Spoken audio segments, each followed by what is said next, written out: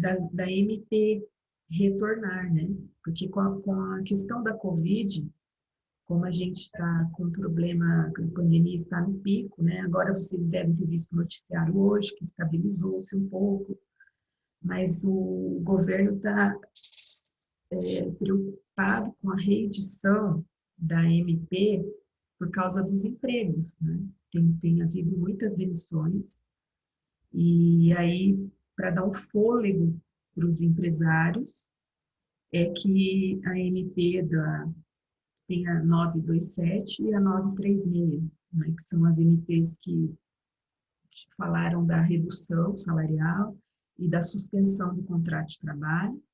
Então, possivelmente, elas sejam reeditadas por causa dessa situação que a gente está vivenciando economicamente no país.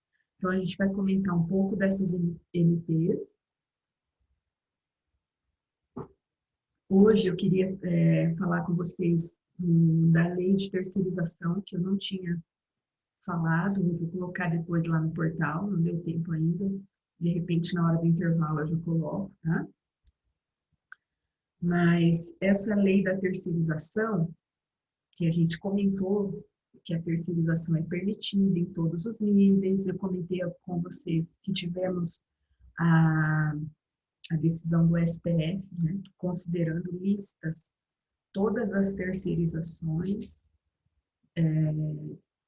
em qualquer atividade.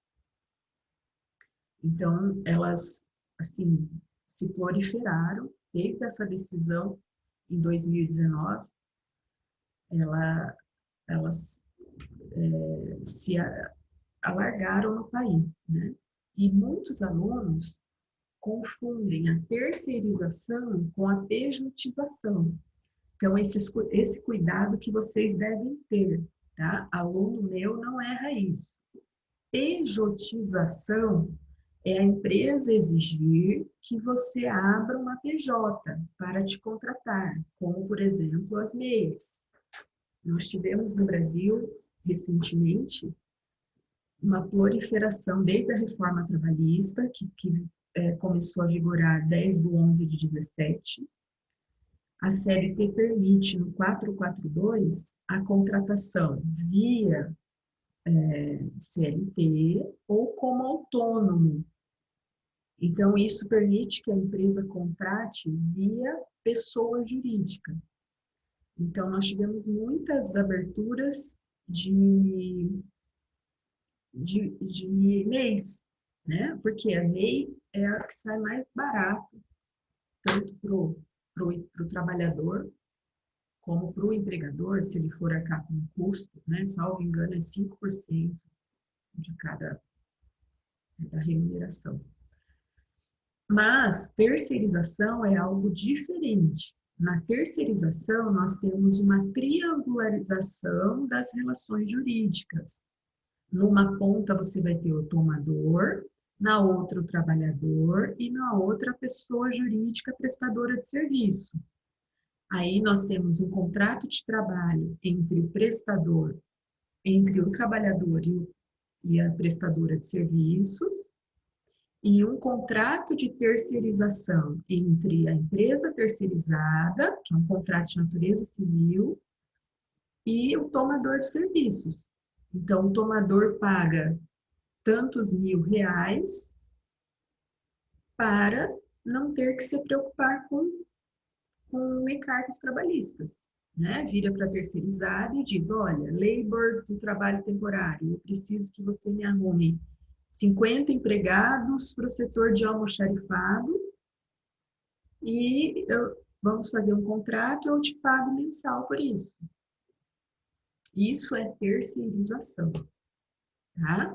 E já se fala em quarteirização, que é haver uma outra empresa, uma subcontratação da terceirizada para outra. Então, isso é muito comum, por exemplo, na construção civil. Não sei se vocês já tiveram parentes que trabalham nessa área, né? Quando uma obra chega ao final, tem toda a parte hidráulica, elétrica, então já tem uma terceirização de repente, para execução da obra, mas daí contrata-se outra para fazer a parte elétrica ou hidráulica. É aí que nós chamamos isso de quarteirização, tá? Então, a gente vai falar um pouco agora da lei de terceirização no Brasil, tá? Porque nós temos lei desde 2017, março de 17. Vamos lá.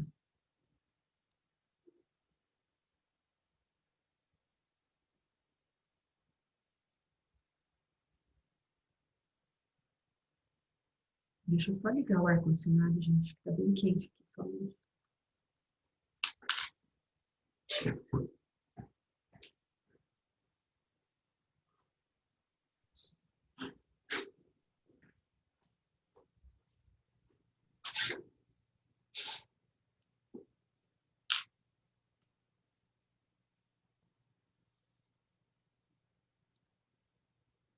Então, vejam, com essa lei 13.429, de 31 de março de 17, nós denominamos o princípio da reforma, o início de uma reforma trabalhista.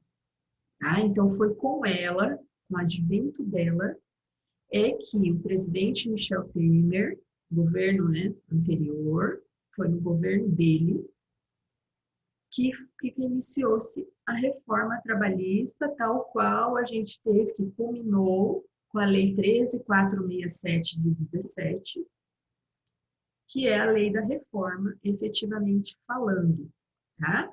Como eu comentei com vocês, a gente teve alunos que estavam escrevendo seu TC sobre terceirização. Bem quando essa lei aqui entrou em vigor, né? E quando a gente teve a decisão do STF interpretando-a no sentido de que é possível terceirização em todos os níveis e que ela é lícita. E aí, os alunos ficaram, imagine vocês, né, totalmente é, estressados com isso. Por quê? Porque a gente teve aluno que estava escrevendo sobre a ilicitude de terceirização em determinados setores, como, por exemplo, no hospital, terceirizar a lavagem de roupa do hospital, a comida, né? Eu tive uma aluna, a Samara, tá? Não sei se vocês lembram dela, mas ela estava escrevendo sobre isso e ela ia defender a ilicitude em todos os níveis, né? Mas daí veio a decisão do STF e ela mudou completamente o rumo do trabalho dela e fez conforme decisão do STF. Tá? Então, muitas vezes, vocês vão estar escrevendo sobre determinado tema e vem uma nova roupagem, um novo entendimento acerca dele, que daí pega vocês pelo caminho, né? E acontece o que aconteceu com a Samara, né? Ficou super nervosa, tadinha, precisou de psicólogo, foi até no neurologista, de tanta dor de cabeça que ela teve, e acabou depois, tirou 10, tá, no TC. Mas isso pode acontecer, né? É comum de acontecer, porque vocês sabem que o direito é dinâmico, não é estático, o tempo todo está sofrendo alterações e muda conforme as situações fáticas, econômicas, sociais e no direito do trabalho mais ainda, tá? Então, veja, o que ela coloca, tá? Que as relações de trabalho na empresa de trabalho temporário, na empresa de prestação de serviços e nas tomadoras regem-se por esta lei. Então, é a lei da terceirização.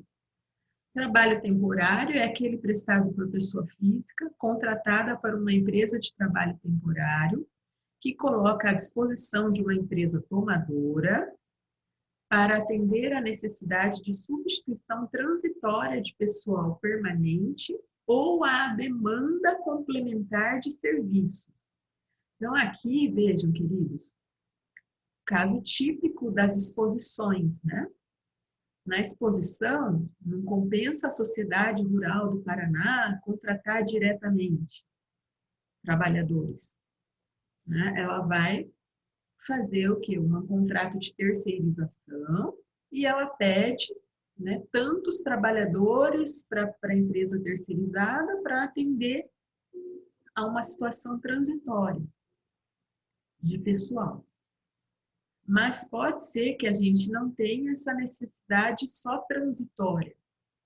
Então, a terceirização não se dá apenas no trabalho temporário, ela se dá também no trabalho permanente. Mas é bem mais usual nos trabalhos temporários, né? Considera-se complementar a demanda de serviços que seja oriunda de fatores imprevisíveis, ou quando decorrente de fatores previsíveis tenha uma natureza intermitente, periódica ou sazonal. Empresa de trabalho temporário é a pessoa jurídica devidamente registrada no Ministério do Trabalho, responsável pela colocação de trabalhadores à disposição de outras empresas temporariamente. A tomadora é a que celebra um contrato de prestação de trabalho temporário nos termos dessa lei. Bom, gente, vejam o que precisa uma empresa para ser empresa prestadora de serviço temporário. Tá? Como essas labor, eu não sei em Apucarana como é o nome, né, de uma empresa prestadora de serviço. Aqui em Londrina, a mais comum que a gente tem é a employer, labor. Cadastro de pessoa jurídica, então ela precisa de um CNPJ, prova do competente registro na junta comercial, prova de possuir um capital mínimo de 100 mil reais. Tá? Então, para se abrir uma empresa de trabalho temporário, tem que se ter um capital em bens, né? De 100 mil reais.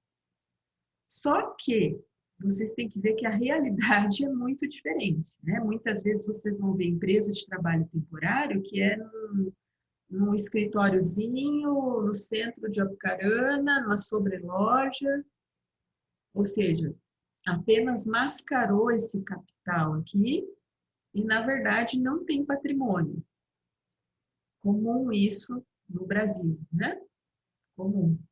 Tá? Porque como tem pouca fiscalização, e agora principalmente que a gente não tem mais Ministério do Trabalho, a gente só tem Secretaria da Economia, né? Aqui os requisitos que se precisa para fazer o contrato. Então, vocês, é uma área muito boa para o advogado atuar, tá? Essa questão de contratos de trabalhadores temporários, vocês podem ser contratados por empresas para fazer esse contrato de prestação de serviços, onde vai constar qualificação das partes, o motivo da demanda do trabalho temporário, o prazo da prestação de serviços e o valor. Também sobre a saúde e segurança do trabalhador. É responsabilidade da empresa contratante garantir as condições de higiene, segurança e salubridade dos trabalhadores, quando o trabalho for realizado em suas dependências ou em local por ela designado. Isso aqui, gente, também muitas vezes vocês vão se deparar, se vocês atenderem trabalhadores, né? Eu tenho uma carreira assim, que eu atendi ora empresas e ora trabalhadores, tá? Tem locais que não atendem a essas condições de higiene, segurança. Pega uma empresa, por exemplo, em período de safra de soja, tá? A empresa, a tomadora, é uma grande produtora de grãos, moe grão, enfim, tem aqueles silos enormes. Não vou citar nomes, mas tem umas grandes aí no mercado. Aí o que que acontece? Época de safra, né? Ela contrata, eu tive um cliente que foi contratado por essa empresa, pela empresa terceirizada, pela empresa de trabalho temporário. E aí, gente, é tão o esquema de trabalho, tá? Em épocas de safra, é tão veloz e tão power, assim, tantas horas extras e tal, as máquinas não param. O meu cliente teve uma situação que ele estava limpando a moenda, tá? É uma máquina que suga o grão e moe a soja. E aí a máquina, ele não tinha tido treinamento e simplesmente essa máquina sugou o braço dele, tá? Até a altura do cotovelo. Imagine vocês a dor, as fotos eram horríveis. E aí a gente ingressou com ação contra a tomadora e contra a empresa que ele realmente foi registrado, que é a empresa de trabalho temporário. E aí tem várias NRs, normas regulamentadoras do Ministério do Trabalho, né, que são as normas que regulamentam segurança, higiene e salubridade. Várias normas dessas que não foram seguidas. Ele estava, ele não tinha tido treinamento, ele estava sem a máquina não poderia ser limpa, ligada, né? E ele foi limpar a máquina falaram, né? Ele recebeu uma ordem expressa do seu superior para limpar a máquina naquele momento, porque a máquina, quando ela começa a ficar suja, ela não moe direito a soja, tá? Então, ele foi e atendeu a ordem. E isso custou a questão do seu braço, tá? Imagina você expor o braço direito, um cara super novo, 40 e poucos anos.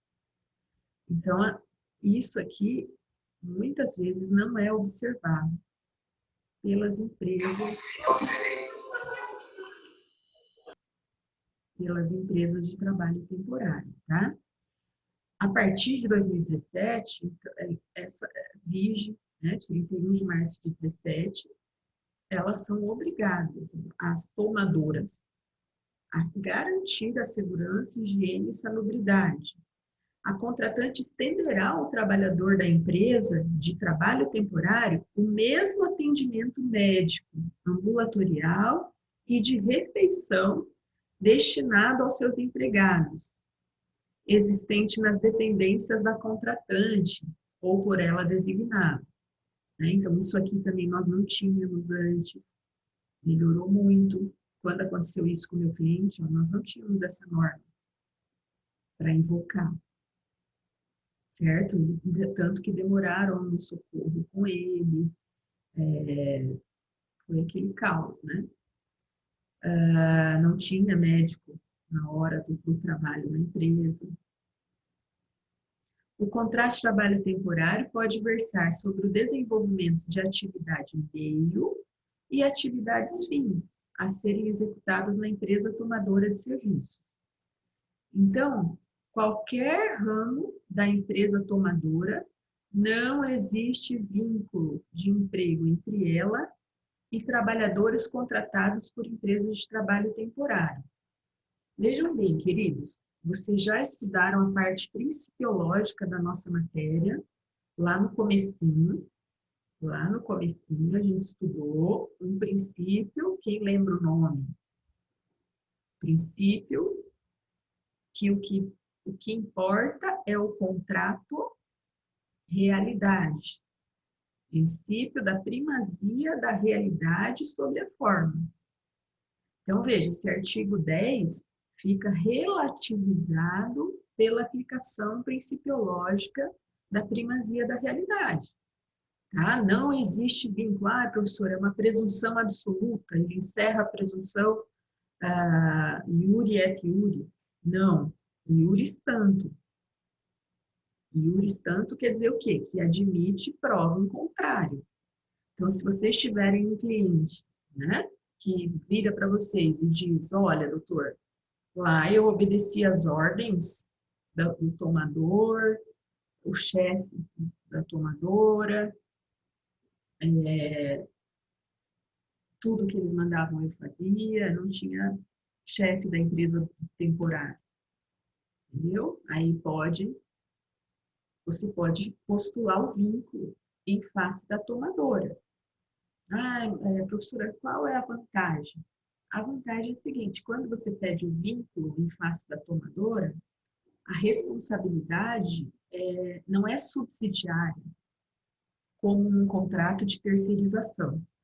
Né? Em princípio, a empresa de trabalho temporário responderia, e só se ela não pagasse, responderia a tomadora. Quando você pede o vínculo, essa lógica muda, porque ambas passam a ser responsáveis solidariamente, tá? Responsáveis diretas. Eu posso cobrar tanto de uma quanto de outra, entendeu? Mas é aquela história, a gente sempre pergunta para os empregados se eles têm provas, né? Se tem a prova testemunhal, que é a principal prova trabalhista. Hoje, se vocês me perguntarem, professora, qual a principal prova, a prova mais utilizada na Justiça do Trabalho? É a prova testemunhal. Por quê?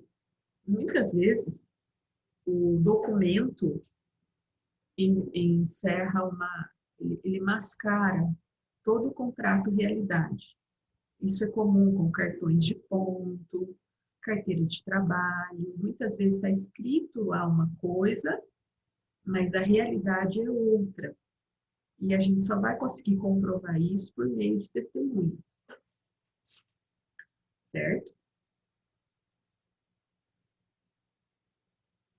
Olha, se for temporário, o prazo é de 180 dias, tá? Então, serviço temporário, contrato é de 6 meses. Consecutivos ou não ao mesmo empregador. Pode ser prorrogado até 90 dias, ou seja, 6, 7, 8, 9. Pode ser prorrogado até 9 meses, quando comprovada a manutenção das condições que o ensejaram. Essa foi uma mudança muito grande trazida na reforma trabalhista, porque antes, como é que funcionava? Não sei se vocês se recordam, se vocês já ouviram falar. Antes dessa lei, o serviço temporário era de 3 meses, prorrogáveis por no máximo mais 3 meses. 6 era o limite. Essa lei da terceirização, ela permite a prorrogação para até 9 meses na atividade do serviço temporário. Então, isso significa para as empresas uma economia gigantesca nos encargos trabalhistas, ok? Como eu tenho falado para vocês, a reforma trabalhista, ela teve todo um viés empresarial. Na aprovação, nos 245 votos que nós tivemos favoráveis à reforma, esses votos todos eram de parlamentares de empresas, né? Que defendem o empresário. Então, assim, essa lei aqui foi também para facilitar mais para o empresário a questão de mão de obra, ok?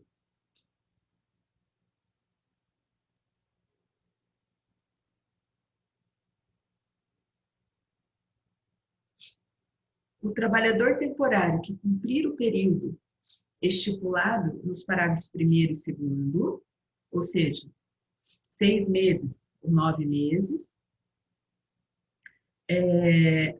somente poderá ser colocado à disposição da mesma tomadora em novo contrato temporário após 90 dias de término com o contrato anterior. Então, veja, isso aqui a OAB já cobrou, e os concursos que vocês forem fazer na área trabalhista também podem cobrar. né? Se o trabalhador terminou, ele ficou lá 9 meses como trabalhador temporário, ele pode voltar como trabalhador temporário? Pode, mas ele vai ter que aguardar 3 meses para ser trazido de novo para aquela tomadora, certo? E não pode ser recontratado, senão se torna um contrato por prazo indeterminado, um contrato efetivo com a tomadora. Olha lá, a contratação prevista neste artigo caracteriza vínculo com a tomadora. Se não observado esse prazo, então vocês podem ser questionados por empresas, quem for atender empresas. Doutor, eu estou com um empregado aqui né, que já venceu o contrato dele de trabalho temporário, eu fico com ele ou não? Aí você vai orientar, né? Não, se você ficar, vai estar formando um vínculo com o tomador, com você. Então, é melhor você pegar outro trabalhador da empresa de trabalho temporário. Olha Mas não só, pode renovar o contrato, professora? pode renovar dentro desse prazo aqui, ó. 6 meses, ó, 180 dias, consecutivos ou não, ó, por até 90 dias. Ou seja, vai dar aqui um total de 9 meses de trabalho. Se for para renovar de novo com a mesma tomadora, completou 9 meses, né? Na verdade, são 180 dias mais 90, vai dar em dias esse prazo, tá? Cuidado, queridos, que os concursos cobram e fazem essa troca aí por mês, né? Na verdade, é dias, ó. 180 dias mais 90 vai dar 270 dias, que equivale a 9 meses.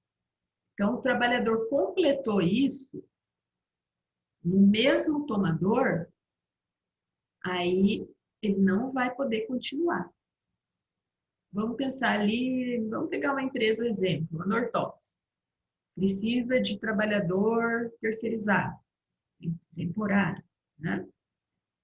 Ela vai poder contratar? Vai.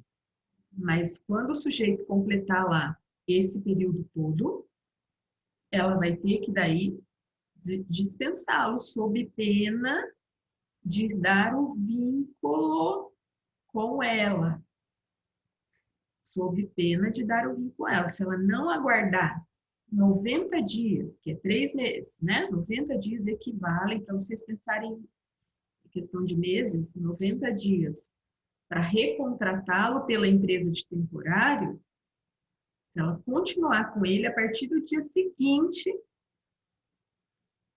ele vai ter vínculo com ela. E aí ela vai ter que pagar todos os encargos trabalhistas, não mais como além do contrato que ela teve com a tomadora, ela vai ter que pagar os encargos desse trabalhador.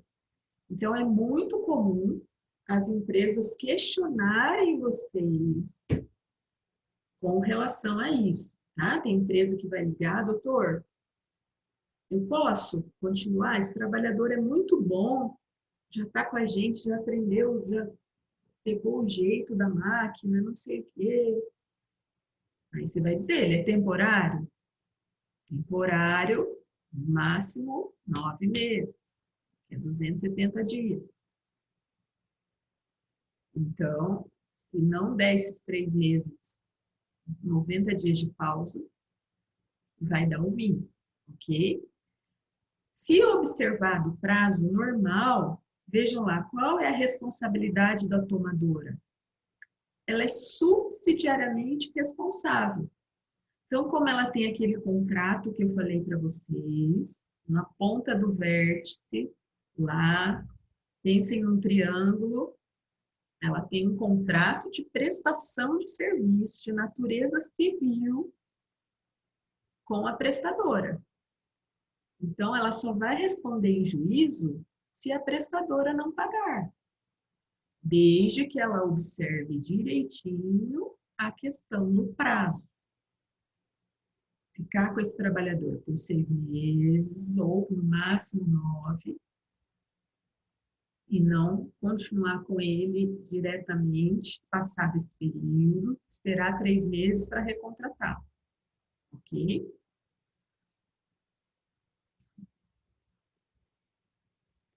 Aqui, a lei define a questão da empresa prestadora de serviços.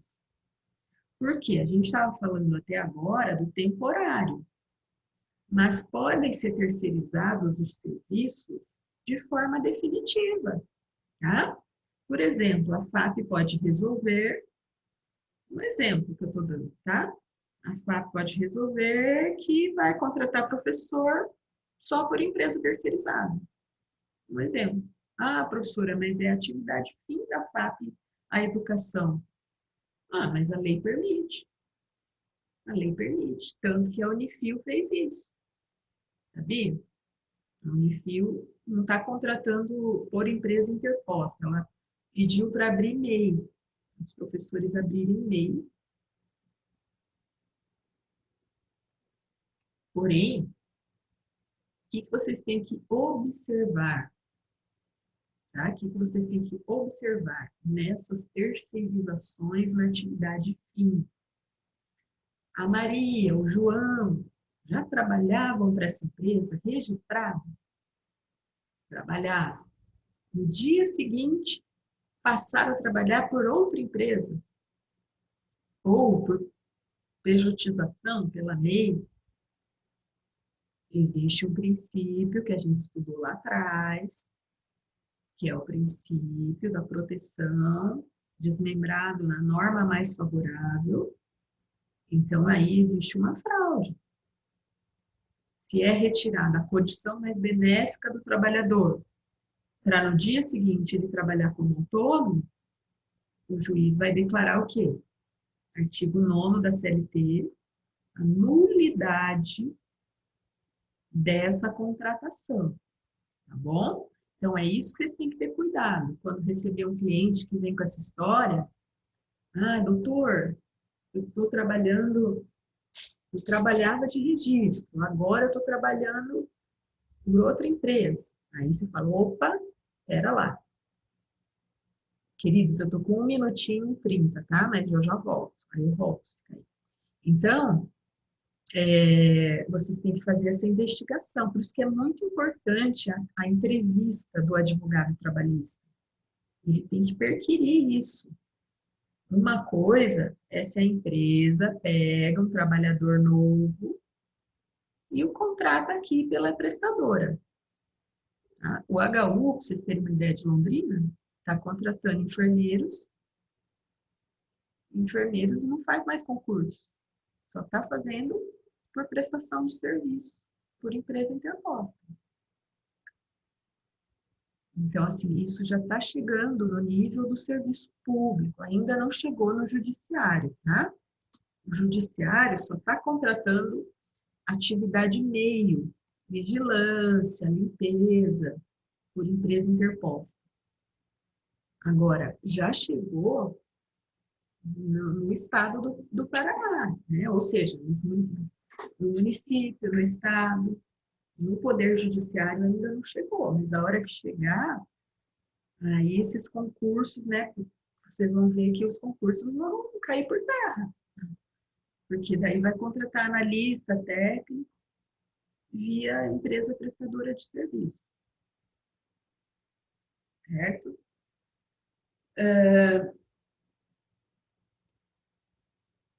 Então, a empresa prestadora